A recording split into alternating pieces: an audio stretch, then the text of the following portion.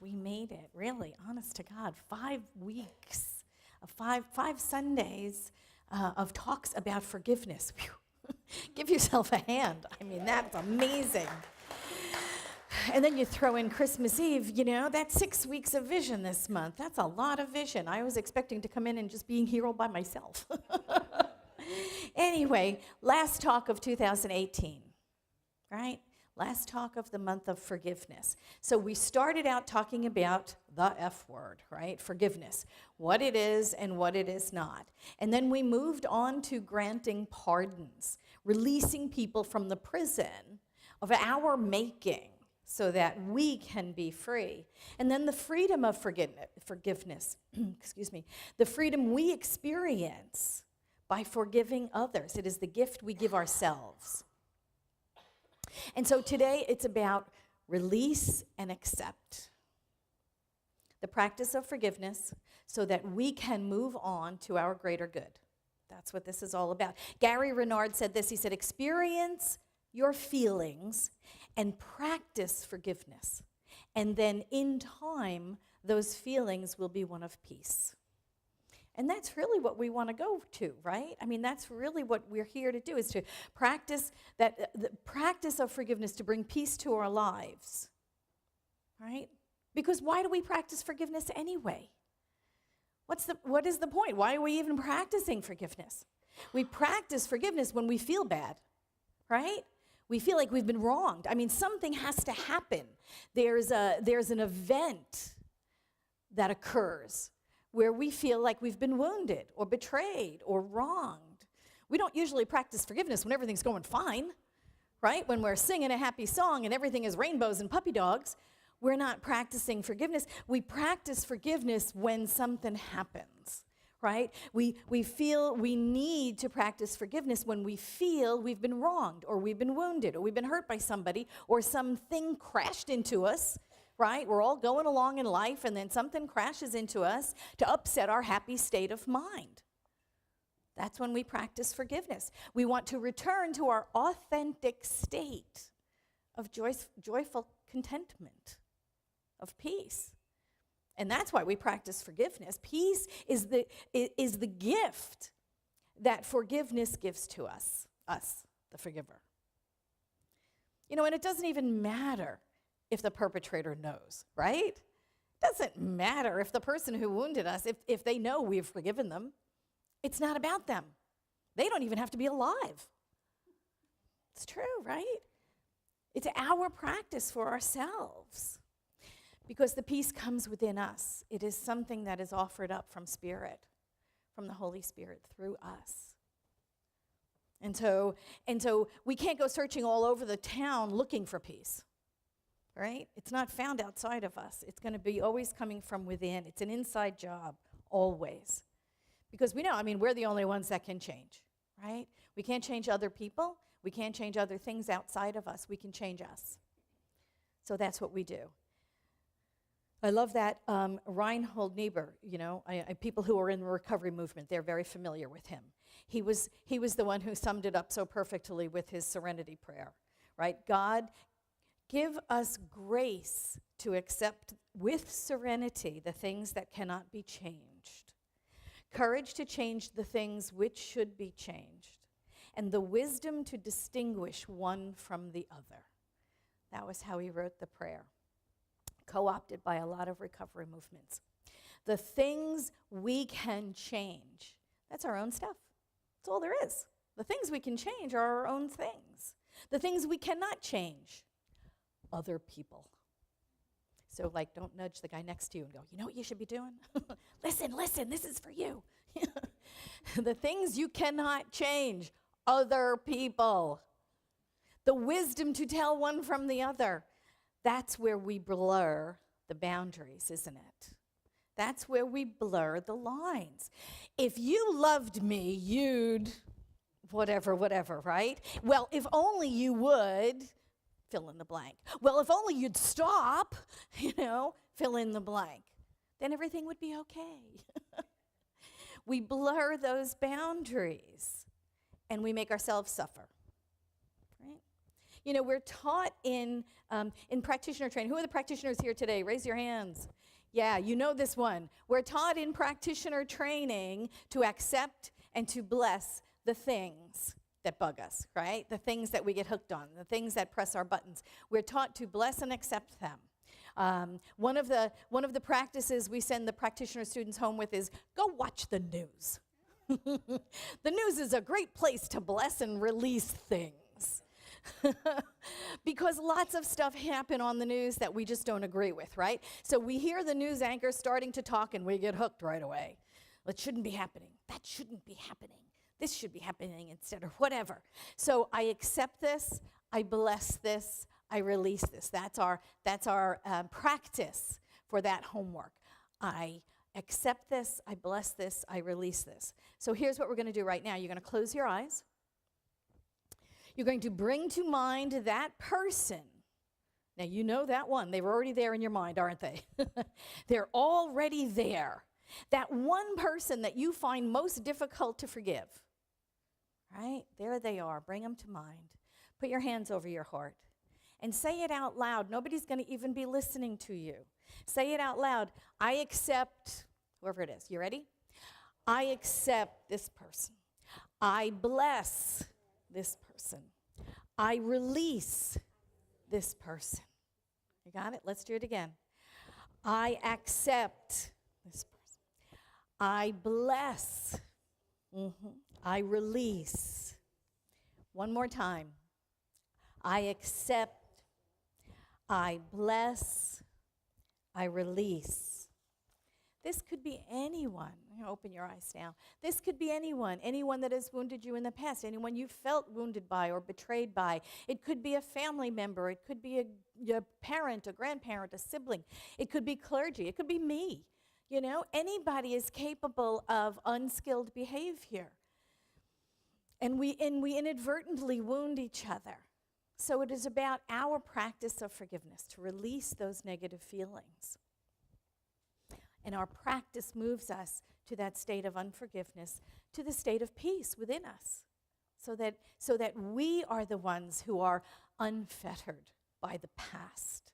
It's all about us. Oscar Wilde said, always forgive your enemies. Nothing annoys them as much. I love it. When we practice forgiveness, we are the ones that are released from limiting thoughts. We are free. We are free in that moment of release. We are free to create the life that we want. We are the ones that are longing for a peaceful life, a more expansive life. But at the same time, we're reluctant to release these toxic emotions that weigh us down. And that's exactly what we should be doing.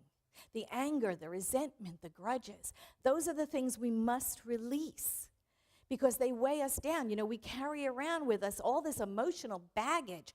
We carry it, what do we call it? It's a grief case, right? We carry around a grief case with us all the time. Open it up here. Look at all these people that wronged me. Let me show you the list. Right? Man, anger and resentments keep us in that victim mode. Because when we are upset by someone else's behavior, we're at the effect of them. So we can't be free. So our practice of forgiveness frees us. We are allowed to then go on to recreate whatever.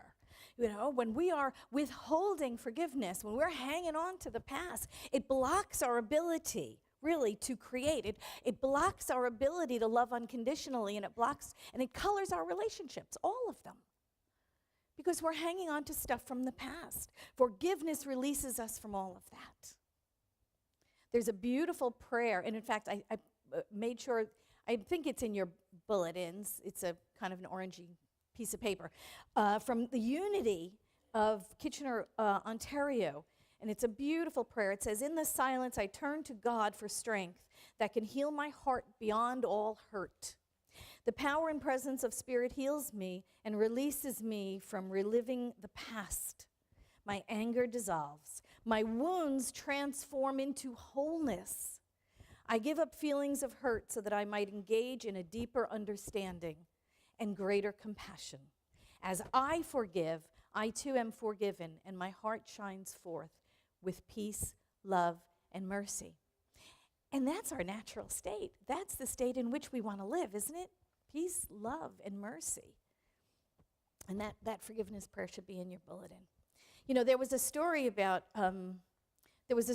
Gandhi. He met with some of his compatriots that he was jailed with.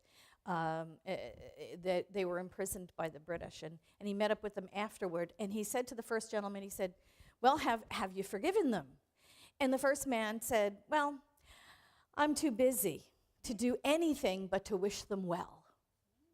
I'm too busy to do anything but wish them well." And he asked the second man, "Have you forgiven him?" He said, I'm beginning to let go of my anger." And he asked the third man, "Have you forgiven them?" And he said, "I will never forgive them, never."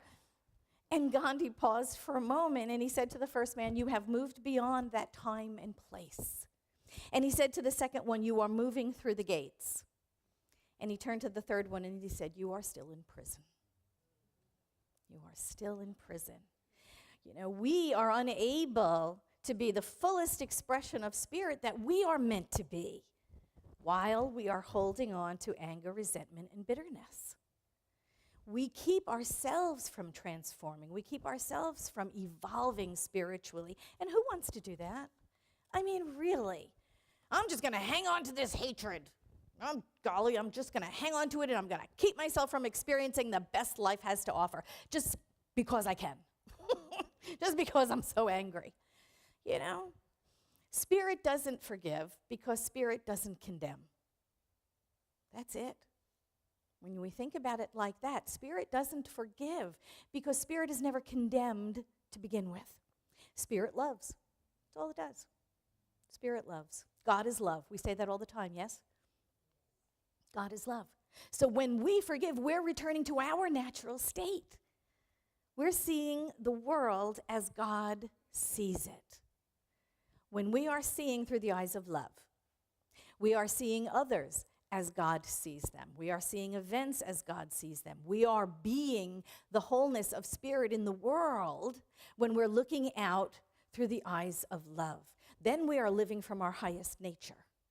When we have done our forgiveness practice and we are returned to that natural, authentic state, we are expressing spirit in form as us. And so there's a whole bunch of ways in which we forgive, right? First, we ask for forgiveness for ourselves, for our own unskilled behaviors, because, you know, we're full of them.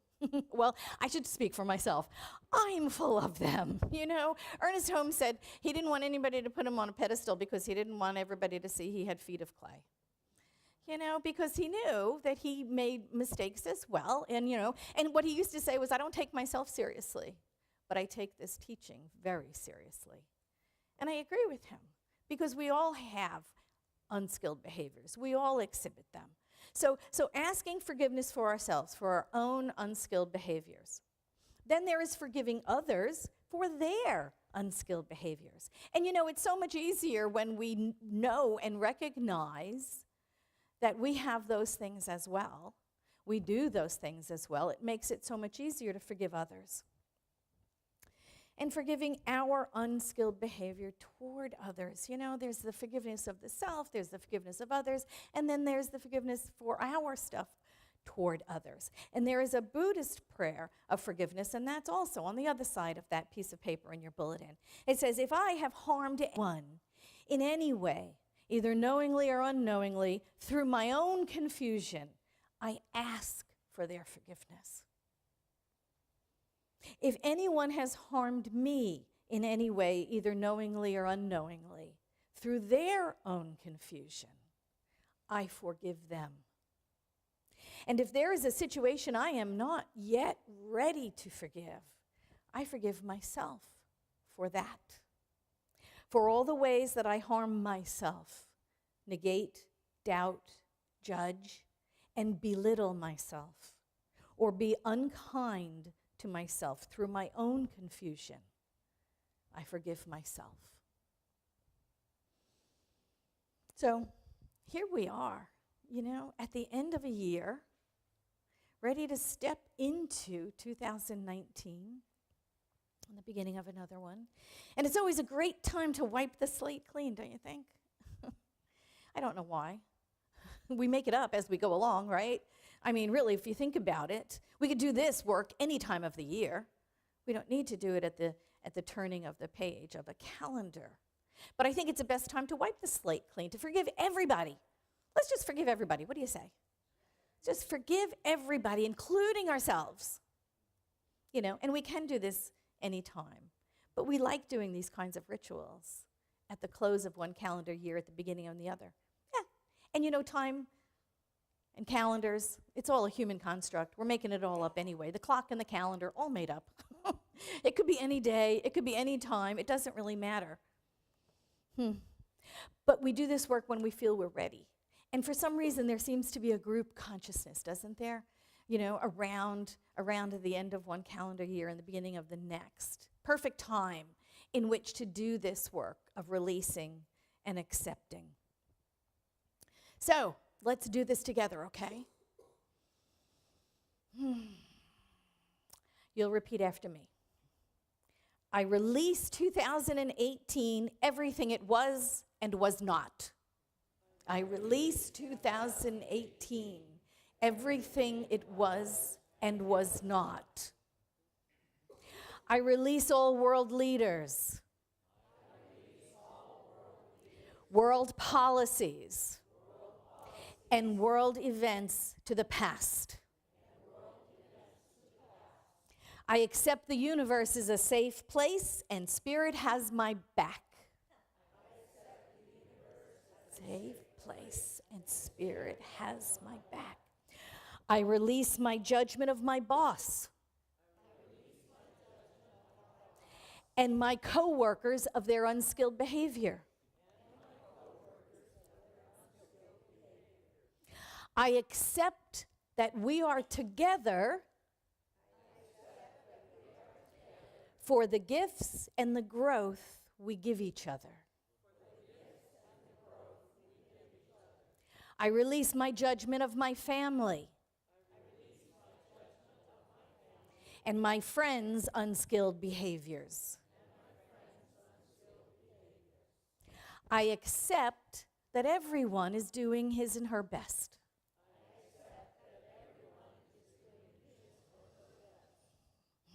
I release the judgment of my own unskilled behavior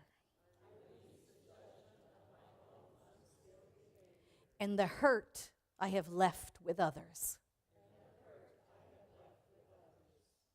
I accept my authentic self and know I am becoming. I forgive myself for all intentions I set last year that went unfulfilled.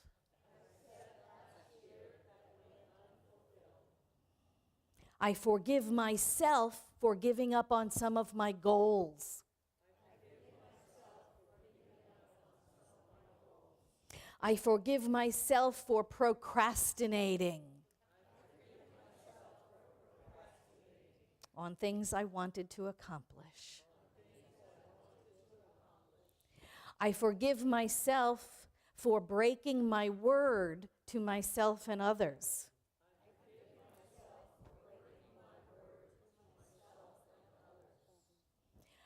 I forgive myself for the lack of confidence to command the law.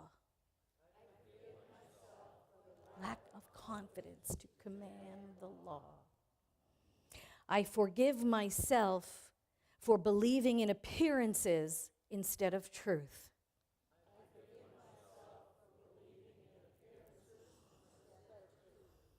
I forgive myself for falling into the belief of duality.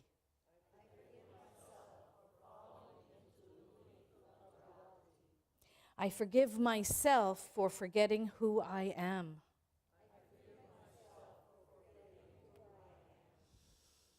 I forgive myself. I forgive myself. I forgive myself. Yeah, just breathe that in. Just breathe that in. Letting go of all and everything that has kept us tied to 2018. Letting go of everything that the year was and was not.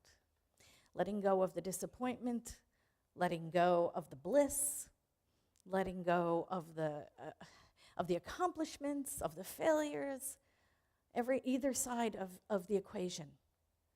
Letting it all go and stepping clean and clear and untethered, unencumbered into a new year with a clean slate.